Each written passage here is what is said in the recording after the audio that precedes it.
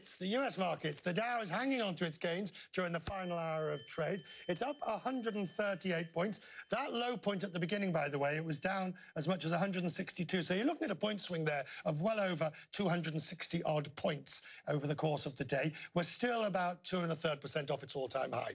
In Europe, only French shares managed to gain, slowly climbing higher. The CAC 40 was up, everybody else was down. The FTSE traded lower, managed to stem the losses by the close. The spirits were lifted by news from Britain's central bank, where Theresa May be facing rumours of a leadership challenge from Boris Johnson. There's no question over who will be leading the Bank of England through Brexit. Mark Carney confirmed he's staying on as governor until 2020. The Chancellor of the Exchequer, Philip Hammond, says that Carney will provide some much-needed stability.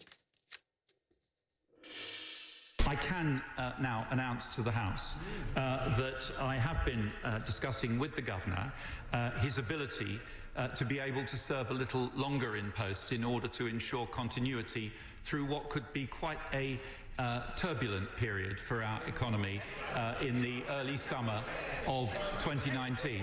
And I can tell the House today that the Governor has agreed, despite various personal pressures to conclude his term in June, that he will continue until the end of January 2020 in order to help support continuity in our economy during this period. Now, the British government's painting the news as a victory, as you heard there. Although, as Bianca Nobilo told me on The Express earlier, Carney's commitment isn't as strong as some had expected. Now, that's a little bit shorter than some people were expecting, and none of this comes as a massive surprise because last week in Parliament, Mark Carney said to a committee that he'd be willing to stay on to provide that much-needed continuity that the Prime Minister and the Chancellor have been asking for. Bianca, why does it matter that he stays for an extra 7 months? At the time when he announced the earlier date, there was a lot of fuss about that, but he did say, look, I will have seen us through to the date at which the country leaves and any transitional period comes into effect. Well, it matters because the word is continuity. In the choppy waters of Brexit, that is what the government is desperate for. Now, it does put them in quite a difficult position that he's still going to be leaving many months shy of when the transition period actually finishes, which is why the Treasury have said that they need to prioritise finding a successor more than they ever have done before.